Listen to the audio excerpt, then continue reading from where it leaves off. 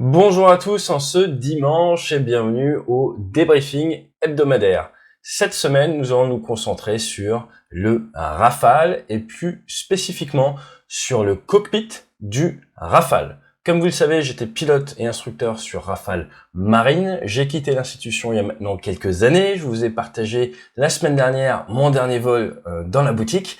Et bien maintenant, petit retour en arrière, on va s'installer à l'intérieur de ce cockpit et je vais vous expliquer à quoi servent les différents boutons, quels sont ces différents écrans, encore une fois, sans trahir aucun secret. Petite image souvenir, c'était lors de la mission Arromanches 2 à bord du porte-avions 2015-2016. Je me préparais à faire une mission nounou, comme on dit. Et ça, c'est une autre petite photo assez sympa au large de l'Angleterre. Mais bon, l'idée aujourd'hui, c'est pas de vous faire admirer des superbes photos de cet avion absolument magnifique qui fait à la masse maximum 24,5 tonnes, qui fait généralement masse maximum au catapultage aux alentours des 21,5 tonnes. Eh bien, l'idée, c'est de rentrer directement dans le cockpit, et c'est parti, et de vous expliquer ce qu'on y voit. Donc, toutes les images que vous allez voir, là, sont des images trouvées sur Internet en source ouverte. Je vous mets les copyrights quand il y a besoin avec, et vous avez également les liens en dessous si vous voulez les voir. Et qu'est-ce que l'on observe? On observe que nous avons un siège éjectable, un MK16F, de Martin Baker qui est 0-0, ce qui veut dire que au sol, au parking, à l'arrêt, verrière fermée, vous pouvez vous éjecter. Il y a assez de puissance, assez d'explosifs pour le faire. Vous avez une manette des gaz à gauche, un manche à droite. Le débattement du manche est très faible, on parle d'environ 1 cm, moins que sur Airbus par exemple. Et vous avez également, donc ça c'est une manette des gaz, et même s'il y a 2 moteurs, vous avez une seule manette des gaz. Pourquoi? Parce qu'il y a des mini-manettes, nous allons en reparler dans un instant. Donc ce système-là, main gauche, main droite, c'est un système qu'on appelle HOTAS, H-O-T-A-S, hands, les mains, on, sur, thrust, qui est la puissance, and stick, HOTAS, hands, on, thrust and stick. Et il y a d'ailleurs des systèmes, si vous achetez des joysticks de jeux vidéo, vous verrez des systèmes HOTAS. Eh bien, c'est la main sur la manette des gaz et le stick. À partir de là, une multitude de boutons. Là, vous voyez plein de boutons partout qui vous permettent d'avoir accès à une grosse centaine, quasi plus de 120 options, possibilités, fonction du mode dans lequel l'avion se trouve. Donc ça, c'est très important. Ici, vous avez de quoi mettre l'électricité à bord de l'aéronef et démarrer l'aéronef. Quelques boutons pour tout ce qui est reset électrique. Ce petit truc rouge là, c'est le train d'atterrissage avec ici là des informations sur les lois de commande de vol. Et ça, cette couleur là, c'est classique dans tous les avions de l'OTAN. C'est le largage des tresses. Donc si vous appuyez là-dessus, eh bien vous allez vous séparer des charges, bidons, armement situé sous votre avion. Ça peut être utile en cas de grosse panne. Juste au-dessus ici, vous avez un écran qui vous sert un petit peu de répétiteur pour savoir quels sont les modes de pilote automatique enclenchés. Là, par exemple, vous avez Alt, c'est-à-dire qu'il y a le mode tenue d'altitude. Vous pouvez avoir des modes d'approche, vous pouvez avoir des modes de virage, plein de modes différents, des suivis de plan de vol. Et en dessous, vous avez tout ce qui est gestion de vos postes radio. Vous savez quelle est votre fréquence radio affichée. Au-dessus ici, c'est un écran tactile avec des dalles tactiles et vous allez avoir accès à différentes pages qui vont vous permettre en fait d'afficher des choses différentes sur vos écrans et de rentrer dans certains modes pour l'avion. Typiquement comme ça va vous permettre d'aller dans la page communication, IFF c'est tout ce qui est transpondeur, vous allez avoir le mode RR, le mode air-sol, EMC, ça va être MCON, tout ce qui est guerre électronique. Donc tout ça va être géré ici.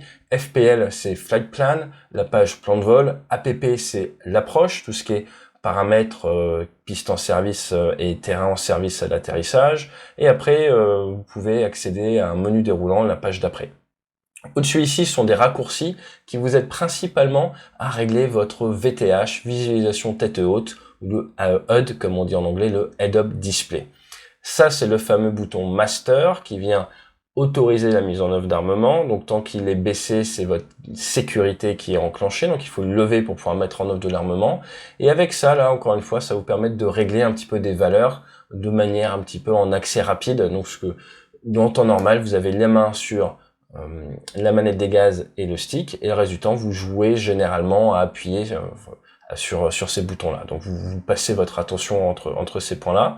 Il y a également possibilité de toucher ces écrans, donc sont les écrans latéraux, et là vous avez donc différentes pages qui peuvent s'afficher. Là, ce que vous voyez, c'est de la navigation avec une rose des caps, avec des vecteurs fonction des distances. Vous avez un but de navigation, un but secondaire de navigation également, et ce qu'on appelle les sabliers qui vont vous donner une idée, vous renseigner pour savoir si vous êtes en avance par rapport au timing prévu en préparation de mission ou en retard, et avec du pétrole en rab ou du pétrole en moins, ce qui vous permet de prendre des bonnes décisions en termes de navigation et de gestion du profil. Au-dessus, vous avez des répétiteurs généralement de panne qui vont s'afficher si vous avez des soucis avec des pannes ampres ou des pannes rouges. En centrale ici, c'est un peu ce qu'on appelle la chaussette, donc elle n'est pas tactile. Vous allez toucher une dalle qui est située ici, qui est comme une souris, qui va vous permettre de bouger un curseur et de jouer sur la carte, sur la visu radar, sur ce qu'on vient d'afficher, fond de carte, pas fond de carte, centré sur l'avion, pas centré sur l'avion, tout ce genre de choses. Et là, on a de l'image, donc on peut mettre des images qui viennent de pods laser, des images qui viennent de l'optique secteur frontal, une sorte de super caméra. Tout ça, c'est possible. Partie droite, vous avez ici un bouton en cas de vrille, comme dans Top Gun. Si l'avion perd le contrôle, vous avez besoin de bypasser, de passer au travers des commandes de vol électrique, de récupérer une sorte de contrôle direct, et bien vous venez appuyer sur ce bouton là, le sélectionner. Ici, c'est également pour faire des réglages, un petit peu comme la partie en face. Là, vous avez des répétiteurs de panne, des choses comme ça. Notre horizon secours, le bleu en haut, le marron en bas, pour savoir où se situe le haut, où se situe le bas, avec l'altitude, avec la vitesse, avec des informations de cap.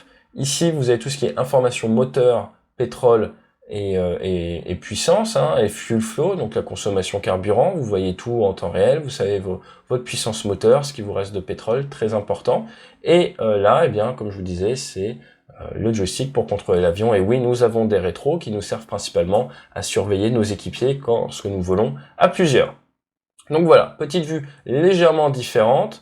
Qu'est-ce que l'on voit là? Là maintenant, on n'a pas la carte, on a une vue radar avec une vue d'au-dessus, avec des pistes radar. Notre avion se situe ici avec un balayage radar dans cette zone et vous voyez différentes pistes. Alors je vais pas trop rentrer dans le détail parce que là on rentre un peu dans la guerre électronique, mais vous voyez un accrochage radar sur un avion en rapprochement avec une sorte de zoom et maintenant une vue en 3 dimensions, une vue en coupe. Donc nous avons la capacité à voir vue d'au-dessus, mais également vue de coupe de manière à bien appréhender la 3e dimension.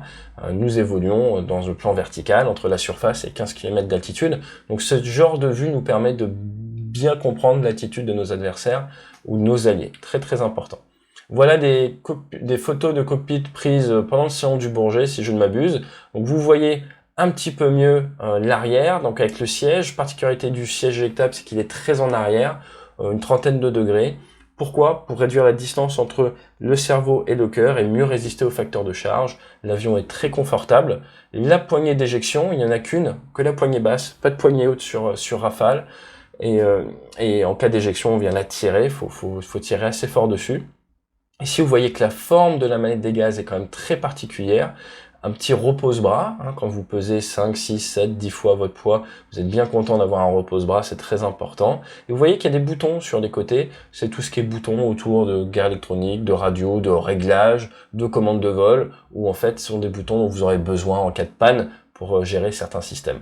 Je vous parlais de la manette des gaz qui est unique alors que nous avons 2 moteurs, c'est parce que nous avons ce que nous appelons les mini-manettes qui sont là, moteur gauche, moteur droit, avec différents crans, où bien ça va être éteint, stop, ça va être forcé au ralenti, idle, ou alors ça va être en normal, lié directement à la position de votre manette des gaz, ou alors sur fixe, c'est-à-dire que vous mettez peut-être votre manette des gaz à 85%, vous passez le moteur droit sur fixe, et maintenant, eh bien, vous pouvez continuer à réguler le moteur gauche. Le moteur droit, lui, reste à 85%. Donc vous allez me dire dans quel cas on peut faire ça, dans certains cas de ravitaillement en vol, ou alors en cas de panne. Imaginez vous avez un moteur qui a des soucis de vibration, vous trouvez un régime moteur auquel votre moteur n'entre pas en résonance ou mitigue ses vibrations, et vous le fixez à cette puissance-là, et après derrière, eh bien vous gérez votre énergie avec le moteur restant. Très très utile. Vous voyez que la VTM, que l'on voit bien ici, sort énormément, est très proche des yeux du pilote, elle est collimatée à l'infini, comme on dit, donc vous n'avez aucun souci d'adaptation de la vision, ça c'est très très bien. Et là, ce sont des images, mettez-moi dans les commentaires si vous reconnaissez l'escadron de l'armée de l'air, photo qu'ils ont sortie, donc qui a été validée par d'un point de vue étatique. Et là, qu'est-ce que l'on voit? On voit ici la page plutôt tout ce qui va être sécurité, altitude et un peu de pilote automatique. Donc vous avez différentes options qui sont rentrées. Généralement, quand vous avez du vert comme ça encadré vert, c'est que c'est sélectionné, c'est actif. Le blanc, c'est souvent lié à en attente ou actif également. Et là, par exemple, vous voyez 2700, vous doutez que c'est des pieds, donc c'est plutôt un mode un petit peu qui sert de protection en altitude. TF, c'est pour Terrain Following. Ça vous permet de faire du suivi de terrain, et donc là, vous avez des options à rentrer, mais j'entrerai pas trop dans les détails. Ici, là, vous voyez que la carte n'est pas en fond. Ça, c'est la position de l'avion. Vous avez différentes figures géométriques qui viennent principalement de préparation de mission. Ça peut être des zones renseignées en avance. Vous avez différentes sources d'informations. Vous avez le cap ici. Vous voyez la rose des caps. Ça, c'est un petit terrain. Surv, ce sont des modes de liaison 16, des systèmes qui nous permettent de communiquer les positions des avions. Donc c'est très intéressant. Et là, vous voyez que c'est un contact radar là. De cette partie-là, c'est la page que nous avions tout à l'heure à gauche qui permet de naviguer. Vous voyez que mon NDC, donc ça navigue vers un certain point. Nous sommes à 31 nautiques, 50 km. On y sera time to go dans 5 minutes et 24 secondes. Un autre waypoint, un plan de point de repère, le numéro 13, qui lui est à 30 nautiques. Ils ont boxé MAG, qui veut dire que toutes les informations de cap sont au cap magnétique. Vous pouvez également être au cap vrai. Et là, ce sont des informations pour tout ce qui est consignes de vitesse, navigation, plan de vol. Sur la partie droite, notre horizon secours, 300 nœuds, environ 500 km/h, 8870 pieds, environ 3000 mètres d'altitude, en très légère descente. Au niveau du HUD, ou de la VTH, comme on dit, vous voyez qu'on est à 300 nœuds boxés, donc le 300 est encadré comme ça veut dire que il y a l'automanette, l'avion va tout faire pour maintenir 300 nœuds, vous avez rien à faire au niveau de la manette des gaz, l'avion a pour consigne de maintenir ces 300 nœuds, un peu comme un avion de ligne. Ici, vous avez l'horizon, là, vous avez votre vecteur vitesse, donc la tendance de votre avion est de descendre à peu près à 5 degrés vers le bas, et on a des indications comme quoi eh bien, le pilote automatique est enclenché. Ça, c'est ce qu'on appelle les chevrons d'énergie, c'est-à-dire que notre bilan énergétique est neutre, on va poursuivre notre descente à 5 degrés nez bas, et on va effectivement maintenir 300 nœuds. Et les informations qui viennent ici avec le 12, ce sont les informations qui viennent du radar, et ça peut être tout dans un mode de combat. IDF, ça veut dire en fait que nous sommes plus dans un mode de police du ciel. Donc il y a un contact, il a été accroché, il est situé à une vingtaine de kilomètres, il est en rapprochement et il est surveillé par les systèmes embarqués. Nous sommes au cap 238 à peu près, et ça ce sont des senseurs. Ça c'est la perche de ravitaillement qui nous permet de ravitailler en vol, tout simplement. Une autre image, celle-ci nous provient de chez Dassault, vous voyez qu'ils ont flouté cette partie, la VTM. Par contre, eh bien, nous voyons une tablette. Alors ça, c'est une tablette utilisée par l'armée de l'air. Dans la marine, nous, on avait un système un peu différent. Vous voyez que ce sont des gants particuliers. Pourquoi? Parce que ce sont des gants qui nous permettent de toucher les écrans tactiles.